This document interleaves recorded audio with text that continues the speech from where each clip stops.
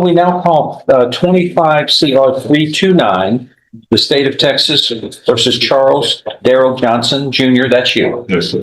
Present with Mr. West, your attorney and the state's attorney. Okay, everybody? Yeah. All right. Earlier, you pleaded guilty to this indictment, which alleges the second-degree felony of burglary of a habitation. A pre-sentence report has been prepared. Have the parties had an opportunity to review the report? Are there any corrections or changes to it, state? None from the state, Your Honor. None from the defense. Then it is made a part of the record for all purposes.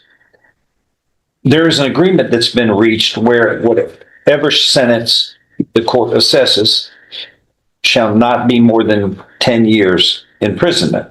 So we've got no less than 2, nor more than 10 years confinement. He could be placed on deferred or unadjudicated probation for up to 10 years. And he could also be placed on regular probation. I could sentence you to no less than 2, nor more than 10 years in prison, and then suspend that and place you on regular probation. But you... All right. Pause right here, because this is the moment where hope technically exists, but reality starts creeping in. Yes, probation is legally on the table. Deferred adjudication is technically possible, but listen closely to what the judge just did. He laid out the options and then immediately pivoted to criminal history. That's not casual. That's the court saying, I'm open-minded, but I remember you. Question for the audience. When a judge starts reading your rap sheet out loud like a grocery receipt, how confident would you be? 98, then 03, 30 days in jail. These are misdemeanors. Possession of drugs, 30 days of marijuana. Another in 2012. There were 2 of those in different. That's odd. Look at that. That's the same exact number. That can't be right. They duplicated that. So It's true. That's got to be an error. Looks like you have 3 prior misdemeanor convictions of marijuana. Yes, sir. And then 2 prior state jail felony convictions. And all of these are the same thing. It's controlled substances. Yes, sir. All right. Go ahead. Your Honor. You may go forward. Thank you. If you wish. Yes, please, Your Honor. We're going to ask the court to put him on probation, and we're going to let the court decide whether regular or straight as the court term of probation.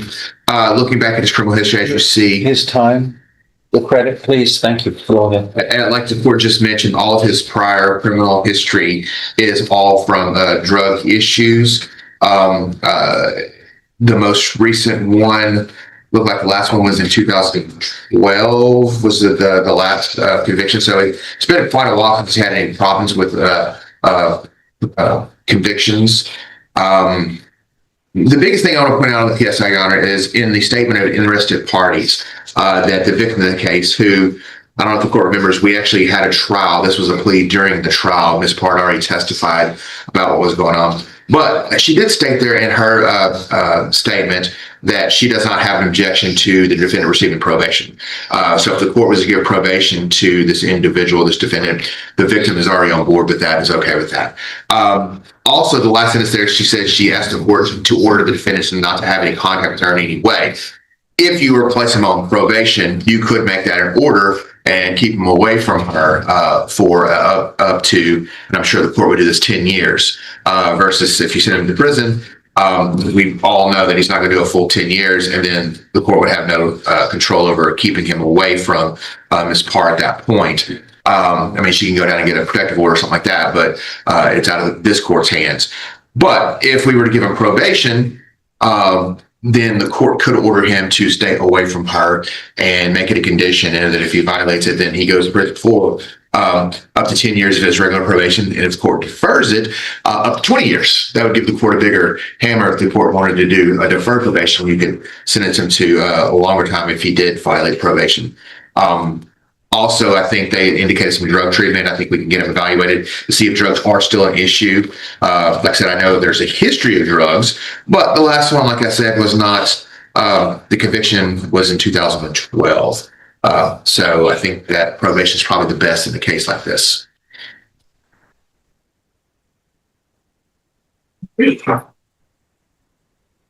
That's all I have to stop. And then the other side.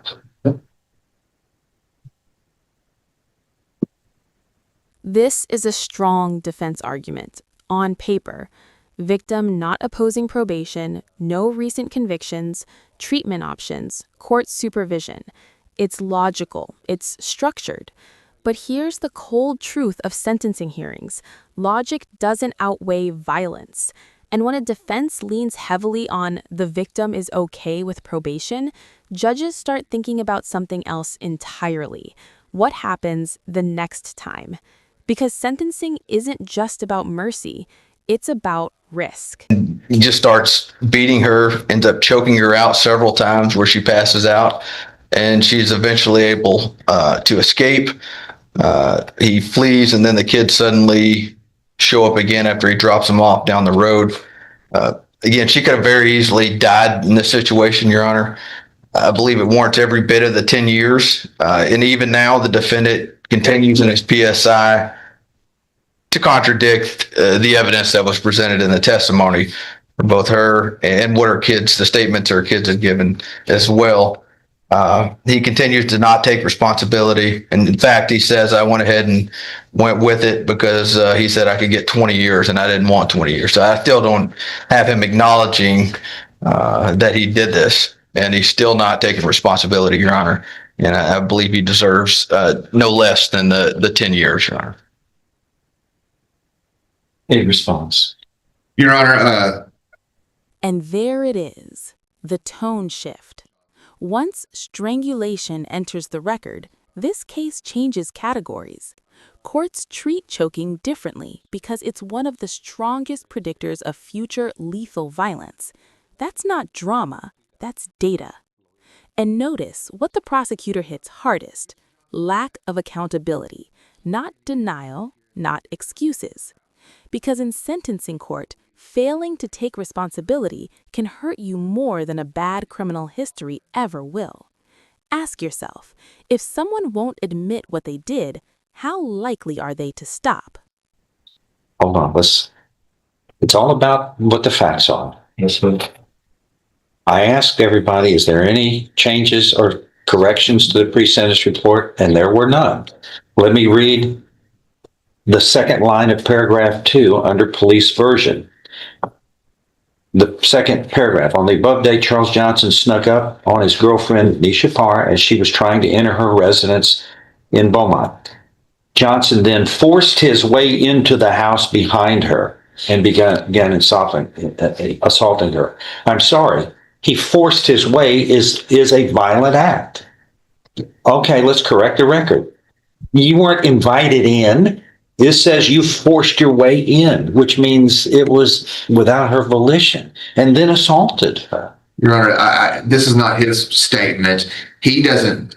What I'm getting at, I was getting to question him, is that he was there. They went in. It wasn't a situation. He's saying the police are wrong in this report. Well, Is that what he said? Well, let's come on. Well, let's get it straight. Is this? Nobody objected to this. That's what makes me unsettled. I've got to make my decision on the facts. No one objected to this. This is here. He forced his way in. Is this wrong or not? That's the police version. I can't say their version is what they put down as wrong. Do you debate their version? We do. His position is different. It's not, we can't object to what the police say. If there's a big difference between what is being said here by the authority that wrote this and you, point it out to me. I mean, I do read this, but sometimes also, Your Honor, these things pass by unless they are emphasized, because this is a big problem right now. He says one thing, the police are saying another. I'm going to be the fact finder. Go for it. Well, Go we for it. had the trial, and the defendant or the victim even testified to that. Okay, but his position is that, and I'm trying to get a question, is that he did go in uninvited, kind of forced way through, but it wasn't a situation where he broke a window or broke a door or went in that type of way. He was convicted of intentionally and knowingly entering a habitation without the effective consent of the owner with intent to commit assault. Okay, but Your Honor, sometimes with non-lawyers, they understand the difference between breaking into and going out without consent. I think Facts are the facts. The facts are That's facts. all I want. It's facts. Facts are facts, but I think when you ask, did you break in, he's going to say no, because most non-attorneys deal with this don't consider just going in without I've permission. done this for 40 years. I know what you're saying. Okay, all right. That's what I'm getting at. So I think that explains his version of it, that he didn't break into. I think that's going into it. Now, whether he went in with permission or not, I don't think he went in with permission. I don't think anybody believes that. But what we're trying to get to are the facts. What's the truth? Right. And somebody's version may be different from the facts. Go ahead. Okay. Well, I think the facts are, like I said, the facts are the I'm a facts. fact finder. He went in without permission, and some bad things happened. I think there's no question about that. Okay. The question is in his report. I'm trying to correct his version here, or let him explain to it that it wasn't that he broke into, because I think they asked him when asked the defendant if he broke into the victim's house. The defendant said no. Okay. So I think that's the issue here. Is I don't believe he broke into, meaning broke in a door, broke in a window, something like that. But he did enter. If they would ask, did you enter without permission? That'd have been a different question. Okay. So I just want to make sure the court that's correct. Okay. And it's not an objection to it, because that's exactly what all was said. We're not objecting to any of that, because that's true. But I think the court needs an explanation of that's the difference there. And it goes, upon entering the residence, this state, he began assaulting her and dragging her through the house by her hair, using his hands to strike her and threw her body about the room. Then used his hand at the front of her throat, grabbed her trachea, then squeezed her throat, cutting off her breathing and causing her to pass out. So does that look like he was invited and welcomed in there, or he snuck in behind her and immediately began to assault her? That's not forcibly entering. When, Your Honor, there was testimony from the victim that he was in no way invited. In fact, he showed up behind her as she was going in through her garage and ran up on her. Do you agree and with that? Went into the house. Yes. Okay. But I'm just saying that the phrase broke into, I think that I don't want We're semantics now. Well, I'm talking about he committed the crime of burglary and she was assaulted. That's why I was- So let's move on to what the points are. We're bogged down on how he entered the building, but it was for no good purpose. It was not with permission. It was not for a good purpose, right? But it wasn't a situation where he broke into. I think so. I don't want the court to say that he lied here, because I think his version is that he didn't break into because he doesn't understand what the law says. Okay. Wait, did he enter her home without her permission? Absolutely. Okay, so he trespassed. Okay, that's a crime. I know. We're not saying that he To didn't. get in, he committed a crime. We didn't say that he didn't commit a crime. Let's move forward. Okay, all right. But like I said, I like to go back to the point where even the victim in this case indicated that probation would be good for him, or she would have no objection to it. And I still think that probation with a restriction to keep him away from her and all the conditions of probation to making sure he lives right would be good. I know he has violated probation in the past. However, in the past, it was a drug-related issue, and it's been quite a while since his last probation. So I think this is the type of case that this would keep him under the court's authority, keep him under the court's eye through the probation department. That this would be helpful for this both the victim and the defendant in this case. So, Your Honor, the victim here could have died multiple times. He passed out several times. And by the grace of God, she didn't end up dying and was able to escape. And who knows if she wasn't able to escape, and one of the times when she asked to go to the kitchen, what would have happened in the end. So sometimes we have to protect the victims also. In these type of relationships, we know they tend to want to be lenient on the defendants. However, that's a dangerous situation, and what he did was extremely dangerous and horrible. And with those kids, again, dropping them back off over there, and they have to see the house being completely busted up, knowing their mother has been strangled and beat. I believe, again, every bit of that 10 years is warranted in this case. What would you like to say, sir? This is your time. Just fully telling me to the thing that happened. What happened? Me going Because he's saying something different than he is. I went into the house without permission. And then what? Yeah, really. No price. Then what? But Or she punched you first? no, sir. I grabbed her phone and she grabbed me and we started wrestling over the phone basically.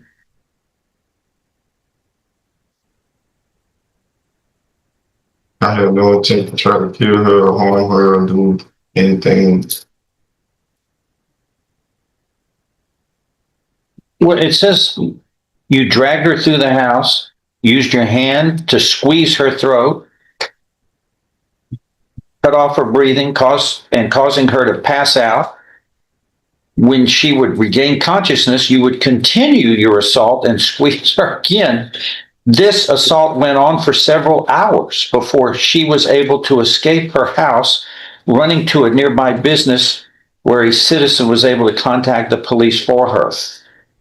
She sustained injuries in the form of abrasions, scrapes, cuts, and bruises all over her body. Are you kidding me? You're going to stand by what you just told me, that really nothing, you didn't intend to do anything, this was no big deal, in spite of what this says?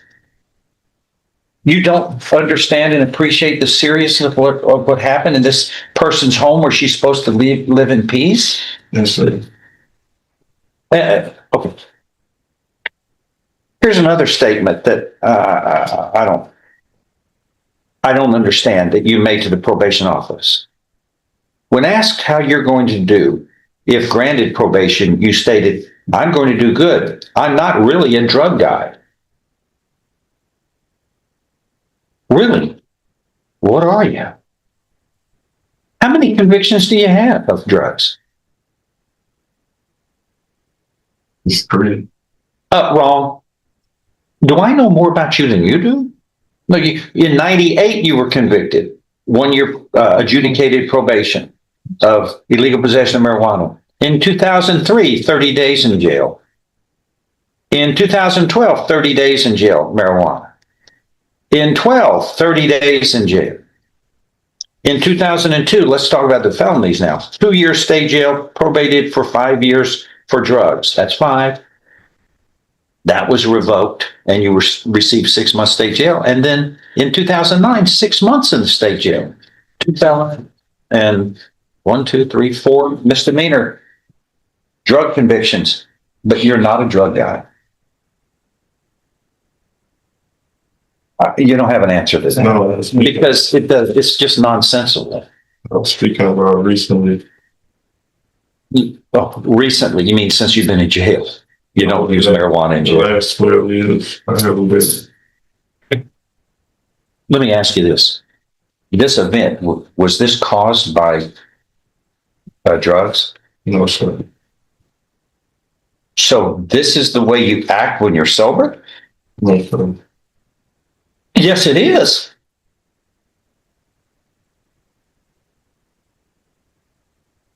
This is the moment the case is lost. Not because of the crime, that was already established, but because of the answers, minimizing, deflecting. I'm not really a drug guy. Judges don't just sentence crimes, they sentence credibility. And right here, the court stops believing him. When a judge starts saying, "Do I know more about you than you know about yourself?" that's not frustration, that's finality. Guilty.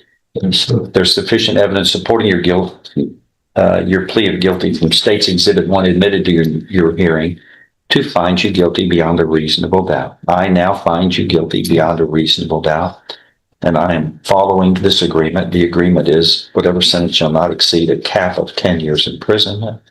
You are hereby sentenced to confinement in the institutional division of the Texas Department of Criminal Justice to serve a term of 10 years. You can leave. You can leave. You step outside, man. Step outside. This is what we call justice. Your rich criminal history. You have a rich criminal history. You're held in contempt of court. Get her. She'll be. You can't make an outburst in court. Get it.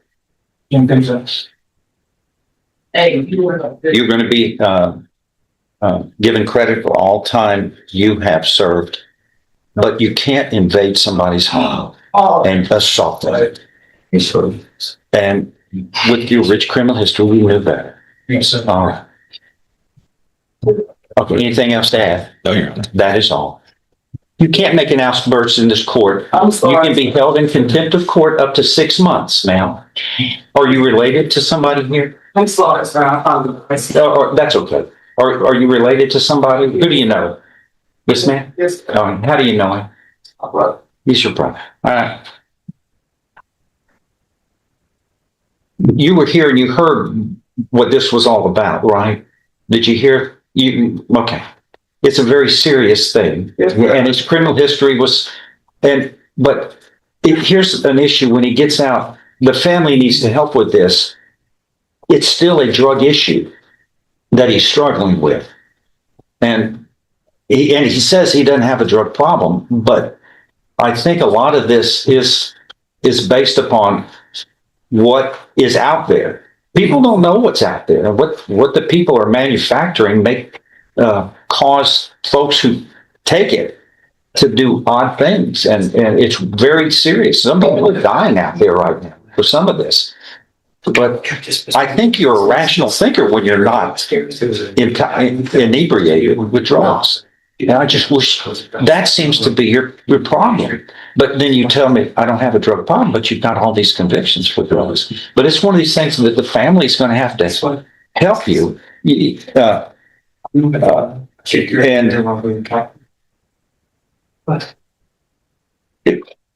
John, I want you to talk to me about what you might be able to figure out what plan you might be able to do to put him into a facility, which this court might consider doing before this term is completed. You know what I mean? Yeah. Because he needs help. Okay. Okay. And the family seems to be supportive of him, but you've got to be firm that his actions can't be tolerated. It's Christmas time. It's supposed to be where the family gets together and enjoys life, and they're not with you. You're not with them, but there's a way to avoid that. Okay. Thank you. Let her go.